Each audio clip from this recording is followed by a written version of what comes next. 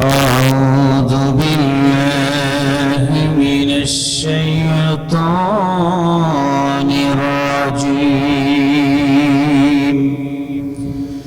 بسم الله الرحمن الرحيم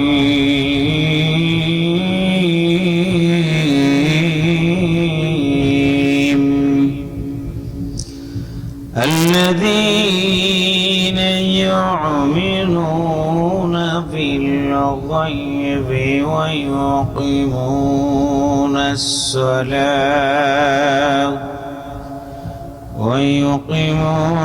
الصلاة ومما رزقناهم ينفقون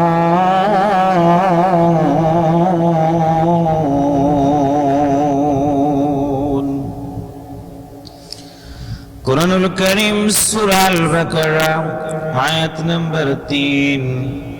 মহান আল্লাহ সুবহানাহু ওয়া তাআলা সুন্দর করে ডাকতে বলেন, পৃথিবীর মানুষেরা, তোমাদের জীবনে যদি তিনটা কাজ করে জীবন চালাইতে পারো, দুনিয়ার জীবনে অশান্তি থাকবে না, দুঃখ থাকবে না, ক্লান্ত থাকবে না।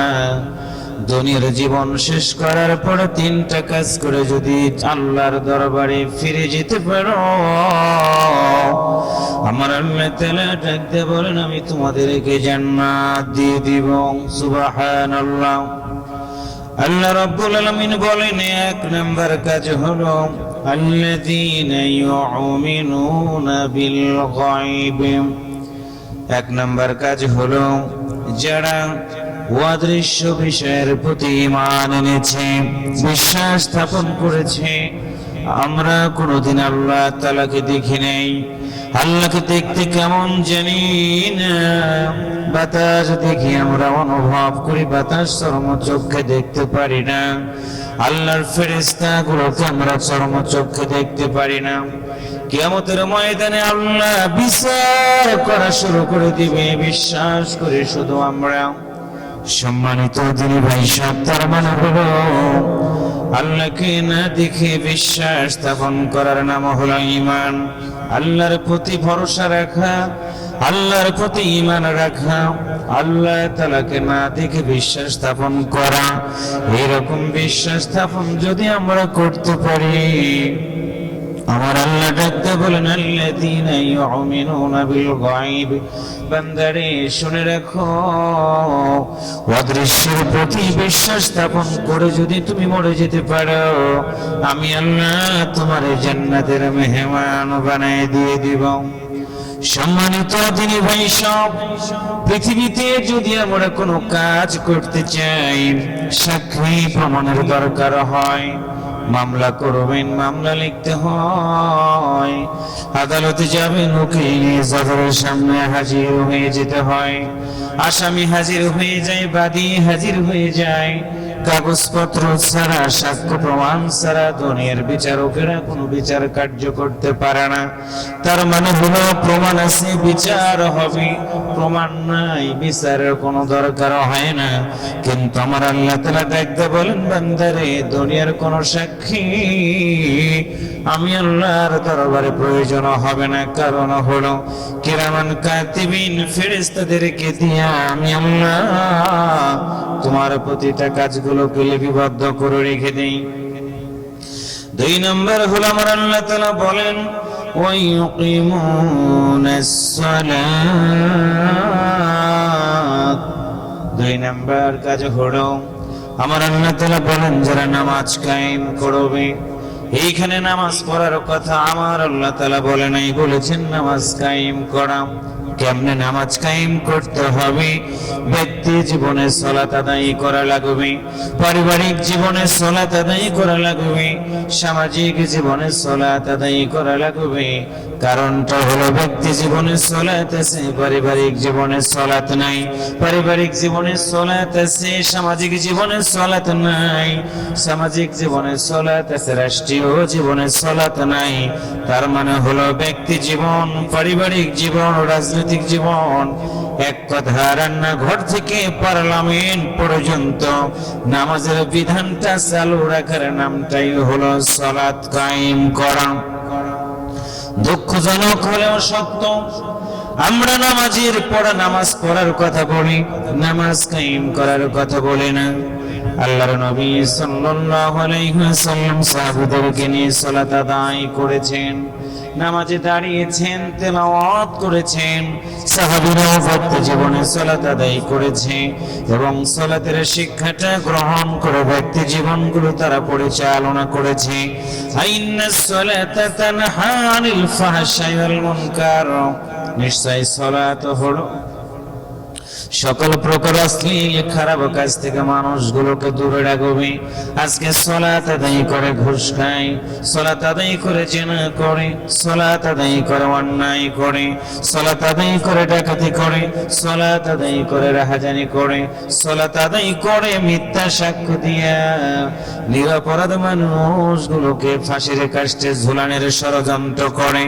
সম্মানিত দিনী ভাই সব, বিশ্ব নবী সাল্লাল্লাহু আলাইহি ওয়াসাল্লাম সালাতের গুরুত্ব দিতে বলেছেন, সাহাবীরা রে, যুদ্ধের ময়দানে গিয়েও যদি সালাতের সময় হয়ে যায়, সালাত থেকে তোমরা কখনো দূরে থাকবে না, দূরে থাকবে না। কারণ হলো প্রতিটা মানুষকে মৃত্যুর যন্ত্রণা সহ্য করা লাগবে, জীবন প্রদীপে নিভে যাবে। মরে যাওয়ার পর আমার আল্লাহ তাআলার দরবারে হিসাব দিয়ে কেউ জান্নাতে যেতে পারবে না।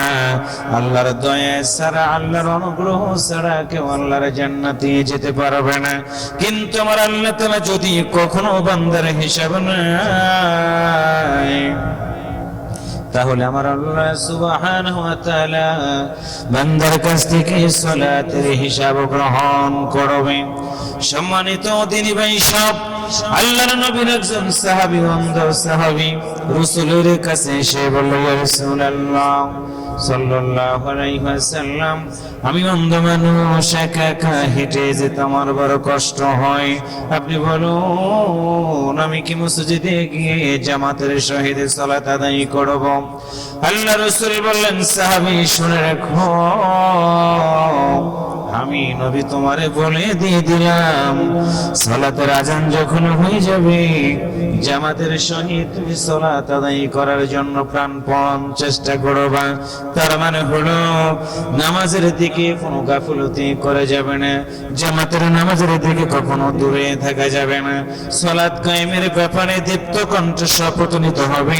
ব্যক্তি জীবনে সালাত আদায় করব, পারিবারিক জীবনে সালাত আদায় করব, সামাজিক জীবনে সালাত আদায় করব। কারণ হলো আমার আল্লাহর দরবারে একদিন আমাদেরকে ওঠা লাগবে। কেমনে উঠবো রে ভাই? দুনিয়াতে বিপদের মধ্যে পড়ে গেলে কেউ না কেউ বাঁচাইতে আসে, অর্থনৈতিক সমস্যা আছে, কেউ না কেউ বাঁচাইতে আসবে। কিন্তু দুঃখজনক হলেও সত্য, আমার আল্লাহ তাআলা ডাক দিয়ে বলেন, বান্দারে, কুল্লু নাফসিন যায়িকাতুল মাউত, মৃত্যুর স্বাদ তোমাকে গ্রহণ করা লাগবে। মৃত্যু যেদিন আমার হয়ে যাবে, পৃথিবীর কোন মানুষ আমার সাথী হবে না, পৃথিবীর কোন মানুষ আমার বন্ধু হবে না। আমার সন্তানগুলো আমাকে দূর দূর করে তাড়িয়ে দিবে, প্রাণ প্রিয়তমা বিবি আমার কাছ থেকে দূরে সরে যাবে। দুনিয়ার মানুষগুলো আমাকে একটা নজর দেখার জন্য আসবে। আমার এই পরম থেকে দামি কাপড়গুলো খুলবে তারা, মাটির কবরটাকে খনন করা হবে, মসজিদের মাইক দিয়ে ঘোষণা করে দেওয়া হবে, অমুক ব্যক্তি আর আজকে নাই। মসজিদের মাইক ঘোষণা করা হবে, আগামীকাল জানাজা নামাজ পড়ানোর জন্য দলে দলে মানুষগুলো আসতে থাকবে। আমার এই শরীর থেকে দামি কাপড়গুলো খুলে নিবে, সাথী নাই বাতি নাই।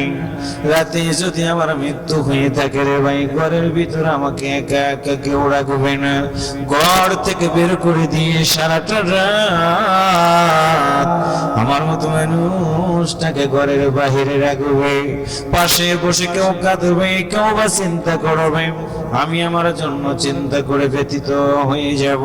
মসজিদের বারান্দার পালকিটা আমার বাড়িতে আসবে, এমন একটা পালকি যেখানে বিছানা নাই, সামিয়ানা নাই, তোশক নাই, জাজিব নাই, ফ্যান নাই, লাইট নাই, এমন একটা গাড়িতে আমাকে উঠানো হবে।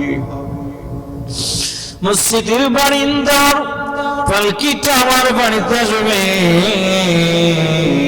কালো কাপড় টানাইয়া গোসল করানো হবে, আমার এই বডি থেকে সকল কাপড়গুলো খুলবি, আতর গোলাপ সুরমা চন্দন লাগাই দিবি, কাপনের কাপড় কিনে আনবে সাদা, সাদা কাপন পরায় আতর গোলাপ সুরমা চন্দন গুলো লাগাই, এতিমের মতো কাঙ্গালের মতো আমাকে একা একা কাঠের উপরে রেখে দিয়ে দিবে, কেউ আমার সাথে একটা বারের জন্য ঘুমাবে না।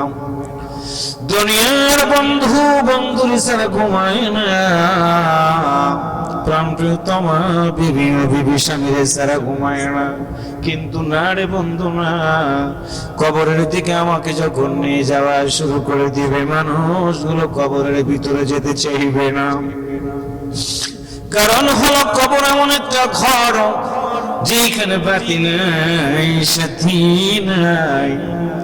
কবরের ভিতর আমার মতো মানুষটাকে নিয়ে যাবি, অন্ধকার ঘর, ডানে মাটি বামে মাটি, সামনে মাটি পিছনে মাটি, উপর দিকে তাকায় দেখবো বাঁশের খাটি, বাঁশের খাটি, বাঁশে বিছায় দিয়ে আমার মতো মানুষটাকে ঘরের ভিতরে সেলিং বানায় দিয়েছে।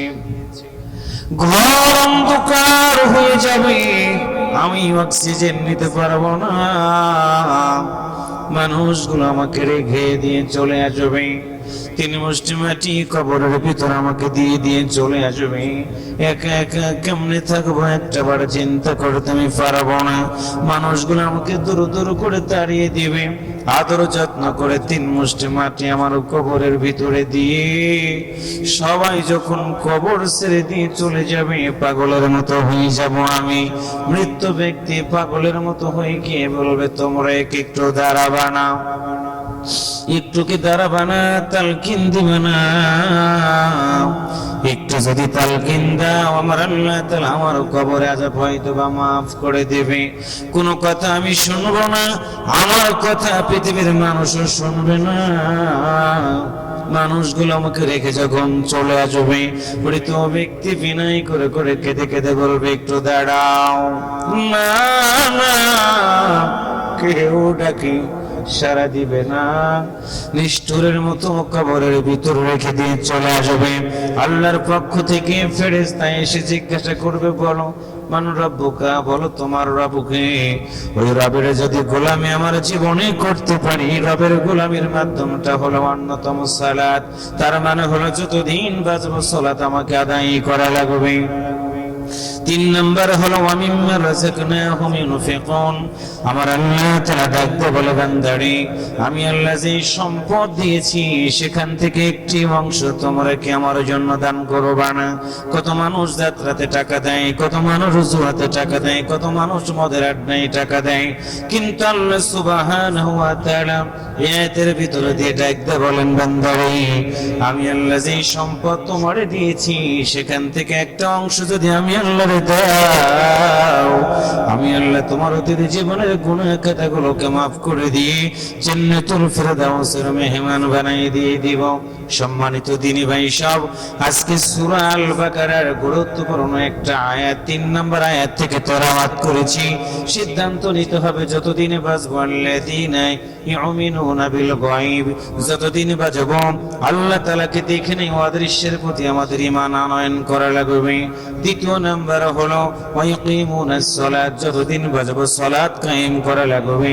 3 নম্বর হলো ওয়ামিম্মা রাযাকনাহুম ইউনফিকুন, যতদিন বাঁচবো আল্লাহর জন্য ব্যয় করে জান্নাতের মেহমান হওয়ার সিদ্ধান্ত নিয়ে নিতে হবে।